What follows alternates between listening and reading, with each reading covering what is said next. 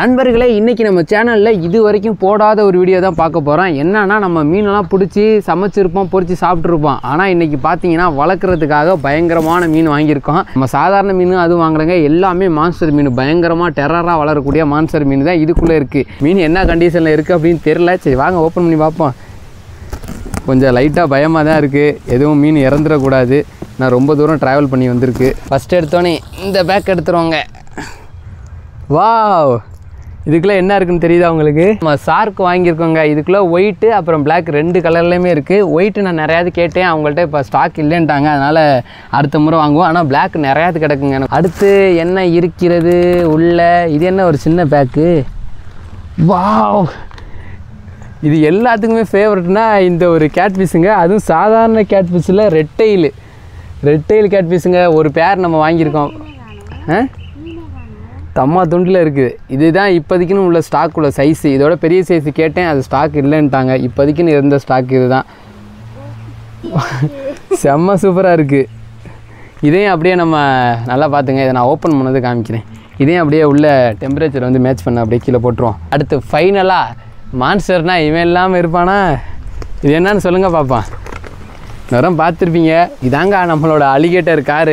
இந்த மீன் வந்து நம்மளோட ஸ்பெஷல்னே சொல்லலாம். இந்த அலிகேட்டர் காருக்காகவே நம்ம ஒரு பாண்டு பெருசாக ரெடி பண்ணி ஃபுல் அண்ட் ஃபுல்லாக அதில் வெறும் மான்ஸ்டர் ஃபிஷ்ஷாக விட்டு நம்ம வளர்க்க போகிறோம். இது ஒரு 5 இன்ச்சுக்கு மேலே சைஸ் இருக்குன்னு நினைக்கிறேன். வாவ், அப்பா பார்க்கவே முதல்ல வை மாதிரி இருக்குது.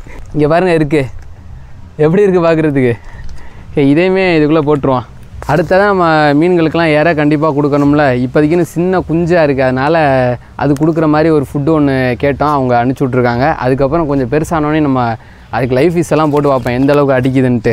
எல்லா மீனும் இப்போ தண்ணியில் அப்படியே மேலே மிதந்துக்கிட்டு இருக்குது நண்பர்களே. இதுக்குள்ளே நம்ம ரெட் டெயில் கேட் ஃபிஷ் இருக்குது. எப்பா பயங்கர ஆக்டிவாக இருக்குதே, பார்த்தீங்களா எப்படி ஓடிக்கிட்டு தெரியுதுன்னு? வாவ், சூப்பராக இருக்குது. இங்கிட்டு நம்ம அலிகேட்டர் வந்து மிதந்து போயிட்டுருக்காப்புல. இந்த அதுக்குள்ளே இருக்கேன், தெரியுதா உங்களுக்கு? இங்கே நல்லாவே தெரிலையே. என்ன தான் இது ரெண்டும் பெரிய மான்ஸ்டராக இருந்தாலும் எனக்கு பிடிச்சது என்னமோ இந்த ஷார்க்கு தாங்க. பார்க்குறதுக்கு அழகாக இருக்குது. நம்ம தண்ணியோட அந்த ஒரு வெப்பநிலைக்கு எல்லாம் வந்து அடாப்ட் ஆகிக்கிட்டோம். அதுக்கப்புறம் ஒவ்வொன்றா ஓப்பன் பண்ணி விட்ருவோம். இதில் என்ன ஒன்றுனா, உள்ளே ஒருத்தன் பயங்கரமாக ஒருத்தன் கிடக்கிறான் பாருங்கள். அங்கே பாருங்கள், அந்த வரான் பார்த்தீங்களா?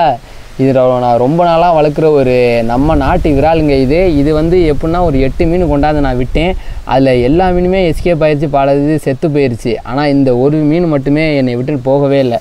அதனால் இதை அப்படியே நான் வளர்த்துக்கிட்டு இருக்கேன். ஆனால் இந்த மீனை இதையும் ஒன்றா விட்டோம்னா கண்டிப்பாக நம்மால் போட்டு தள்ளிடுவேன். ஃபஸ்ட் இந்த நாட்டு விரால் மீனை பிடிச்சி வெளியில் எடுத்துருவாங்க. வருது இங்கே பாருங்கள், வந்துக்கிட்டு இருக்கு. அப்பா இங்கே பாருங்க கிடக்குது நம்மளோட புல்லட் நாட்டு விரால் மீன்.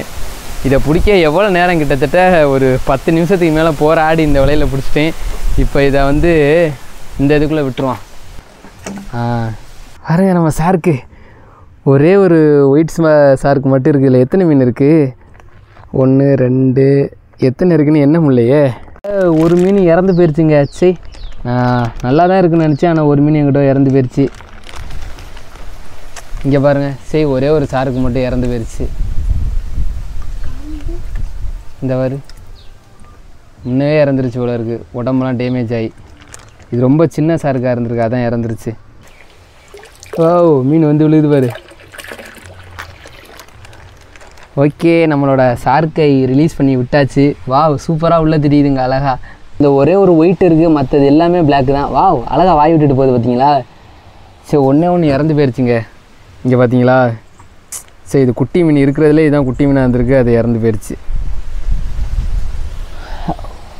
இது எல்லாம் வளர்ந்தோடனே தொட்டியே பார்க்க பிரம்மாண்டமாக பார்க்க பயங்கரமாக இருக்கும். இப்போ நம்மளோட அலிகேட்டர் காரையும் இதுக்குள்ளே விட்டுருவோம். ரெட் டெயில் மட்டும் வேறு இடத்துல பிரித்து போட்டுருவோம் சேஃப்டிக்காக. இப்போ பாருங்கள் நண்பர்களை எப்படி தெரியுதுன்னு. அலிகேட்டர் காரு விட்டுருவான்.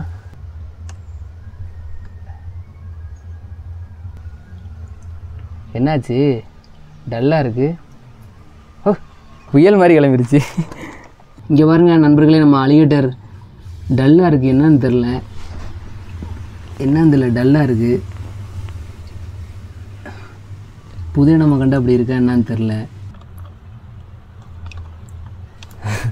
குட்டி உண்டா அழகாக ஓடிக்கிட்டு தெரியுது. செம்ம அழகாக இருக்குல்ல, க்யூட்டாக ஒயிட் கலரில் அப்படியே. வா இங்கே பாருங்கள் எப்படி இருக்குன்ட்டு, செம்ம அழகாக இருக்குது. ரெண்டும் பயங்கரமாக விளாண்டுக்கிட்டு தெரியுதுங்க. இது வளர்ந்தோடனே பார்க்க சூப்பராக இருக்கும். எவ்வளோ அழகாக இருக்குது. சின்னதாக இருக்கும் போது பார்க்க க்யூட்டாக இருக்குது. பெருசாக வளர்ந்தோடனையும் பயங்கர ரக்கடான ஒரு மீனாக மாறிடும். இந்த இடத்துல நம்மளோட அலிகேட்டர் கார் வந்து மேலே நிற்கிது. எனக்கு என்னமோ பயமாக இருக்குங்க. என்னமோ ரொம்ப டல்லாக இருக்குது. எங்கிட்ட மண்டையே போட்டுருமோன்னு தெரில. தொட்டு பார்ப்போமா? இங்கே காணு.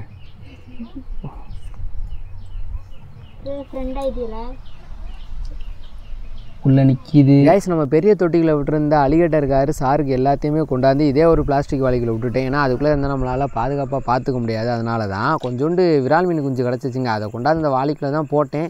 இந்த அலிகேட்டர் கார் வந்து ஒரே அமுக்கி வாய்க்குள்ள கவிரிச்சு பாருங்களேன். கொஞ்சம் பெரிய சைஸாக இருந்தனால அதனால் முழுங்க முடியல. இல்லாட்டினா ஒரே அமுக்கில் முழுங்கிருக்கு. இது மாதிரி நிறையா மீன் குஞ்சை கடிச்சு விட்டுருச்சுங்க. கொஞ்சோண்டு மண்புழு கொண்டு போய் போட்டேன். சாருக்கு நல்லாவே சாப்பிட்டுச்சு. சாருக்கு மட்டும் இல்லை, அந்த நாட்டு விரால் மீன் குஞ்சுமே நல்லா அந்த மண்புழுவை சாப்பிட்டுச்சுங்க. இதுலேருந்து என்ன தெரியுதுன்னா, அந்த அலிகேட்டர் கார் நீங்கள் வளர்த்திங்கன்னா கண்டிப்பாக ஆறு, குளம், குட்டை எதுலேயுமே விட்டுறாதீங்க தயவுசெய்து. சின்ன பசங்க வாங்கிட்டு தெரியாதனமாக விட்டிங்கன்னா மொத்த நாட்டு மீன் இனமே அழிஞ்சு போயிடும். நான் அந்த அலிகேட்டர் காருக்கு ஓடையில் போய்ட்டு ஒரு சின்னோண்டு மீன் குஞ்சை பிடிச்சி விட்டேன். அது நல்லா சாப்பிட்ருச்சு பாருங்கள் எப்படி கமுக்குன்னு முழுங்கும்னு. கொஞ்சம் மீன் ஃபுட்டை போட்டால் அதில் வந்து இந்த ஒயிட் சாருக்கு நல்லாவே ஃபுட் எடுத்துக்கிடுச்சு. இது வந்து முதல் நாள் எல்லா மீனுமே நல்லா சந்தோஷமாக ஹாப்பியாக தாங்க இருந்துச்சு. ஆனால் 2வது நாள் தான் நண்பர்களே நம்ம மீனை விட்டு இதை வந்து 2வது நாளுங்க. நான் நினச்சி கூட பார்க்கல. ஆசையாக வாங்கின மீன் எல்லாமே செத்து போய் கிடக்குது. அதுலேயும் இங்கே பாருங்களே இந்த ரெட்டைல் இப்போ தான் வந்து வாயை புலந்துக்கிட்டு இருந்துச்சு. இதில் மெடிசன்லாம் போட்டு இதுக்குள்ளே தனியாக விட்டு வச்சுருந்தேன். ஆனால் இதுவும் மண்டையை போட்டுருச்சுங்க. நம்மளுக்கு சின்ன சைஸு செட் ஆகலை. இதெல்லாம் முதல் அனுபவங்கிறனால எப்படி வளர்க்கணும்னு தெரியலை போல இருக்குது. கொண்டு வந்த ஃபஸ்ட் நாளே சார்க்கில் வந்து ஒரு 6 சார்க்கு காலி. இப்போ தெரிகிற மீனை பாருங்கள். இங்கே வந்து நம்ம அலிகேட்டர் மேலே தெரியுது. அப்புறம் வந்துட்டு ஒரு 5 சாருக்கு இருக்குது உள்ளே. 6 சாருக்கு போக மிச்சம் 5 சாருக்கு உள்ளே இருக்குது. அது கூட கொஞ்சம் நான் இந்த அலிகேட்டர் அப்பப்போ பசிச்சுன்னா சாப்பிடுவோம் அப்படிங்கிறதுக்காக சின்ன மீன் குஞ்சு விட்டு வச்சுருந்தேன். அதை சாப்பிட்டு நல்லா அது வயிறு பெருசாக இருக்குது. அப்புறம் வந்து உள்ளே ரெட்டைல்டு கிடக்குது. அப்புறம் ஒரு கெண்டை, அப்புறம் ஒரு 4-5 விரால் மீன் குஞ்சு இருக்குங்க இதுக்குள்ளே. ஆமாம், இது மட்டும் தான் இப்போதைக்கு நம்மள்ட்ட இருக்கிற மீன். இப்போ இந்த ஏர் பம்ப் வந்து வீடியோ எடுக்கிறதுக்காக தான் ஆஃப் பண்ணி வச்சுருக்கேன். எல்லாமே ப்ராப்பராக பண்ணி மெடிசன்லாம் போட்டு நல்லா தான் வச்சுருந்தேன். பாதி கார்க்கில் வந்து டைலு அப்புறம் உடம்புலாம் அடி வாங்கி ட்ராவலில் வந்தனால அடி வாங்கி இருந்துச்சுல, அது எல்லாமே மண்டையை போட்டுருச்சு அந்த கொண்டு வந்த முதல் நாளே. இந்த ரெட் டைல் பார்த்தீங்கன்னா 2 நாளாக நல்லா தான் இருந்துச்சு. இன்றைக்கி என்ன ஆச்சுன்னு தெரில. நல்லா நேற்றுலாம் மண்புழுவெல்லாம் போட்டேன் சாப்பிட்டுக்கிட்டு இருந்துச்சு. இன்றைக்கி இறந்து போயிடுச்சுங்க. ரொம்ப கஷ்டமாக இருக்குது. ஆசாசியாக வாங்கின ரெட் டைல் பாருங்கள், ஒரு 2.5 இன்ச்சு சைஸு தான் இருக்கும். இதில் இருந்த சாருக்கெல்லாம் தூக்கி இதில் விட்டுட்டேன்ல, திரும்ப நம்மளோட நாட்டு விரால் மீனை தூக்கி தொட்டிகளை விட்டுட்டேன். இப்போ அதுக்கு நான் இற கொடுக்குறேன், வாங்க செம்மையாக சாப்பிடுவோம். வந்து இப்போ இந்த மண்புழு வந்து நம்மளோட புல்லட்டுக்கு போடுவோம், வந்து சாப்பிடுவோம். வா வா வா வா வா. வருது பாரு, எடு. அந்த கவிரிச்சு ஐயா எனக்கு வருது அந்த கவிரிச்சு வருது. இந்த வருது பாரு அடிக்க போகுது. அந்த கவிரிச்சுங்க எப்படி முறை விடுது, செம்மையாக விடுது முறை. அடி அவ்வளோது அங்கே விரிச்சு செம்மையாகுது. இங்கே ஜிலேபி கடிச்சிட்டு இருக்கு பாரு, அங்கே பாரு.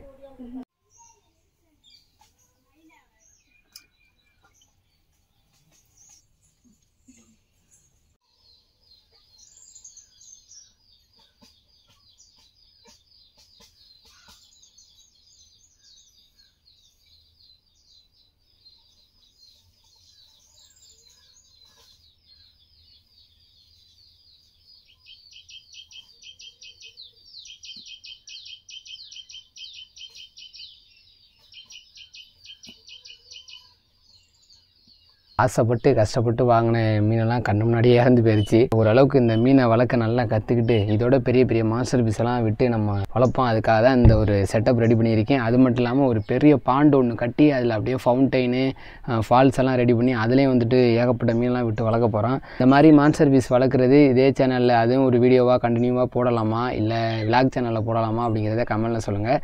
இந்த மாதிரி வீடியோ உங்களுக்கு பிடிக்கும்னா சொல்லுங்கள். இது மாதிரி நிறையா மாஸ்டர் பீஸ்லாம் விட்டு பயங்கரமாக செட்டப் பண்ணி வளர்ப்போம். அப்படியே கொஞ்சம் கொஞ்சமாக நம்மளும் கற்றுக்கிட்டு பெரிய லெவலில் ஒரு பாண்டு ஒன்று ரெடி பண்ணி அதில் எக்கச்சக்கமான மீனெல்லாம் விட்டு வளர்ப்போம். ஓகே நண்பர்களே, பிடிச்சிருந்தா சேனலை சப்ஸ்கிரைப் பண்ணிங்க. அடுத்த ஒரு வீடியோ சந்திப்போம். Tata bye bye, see you.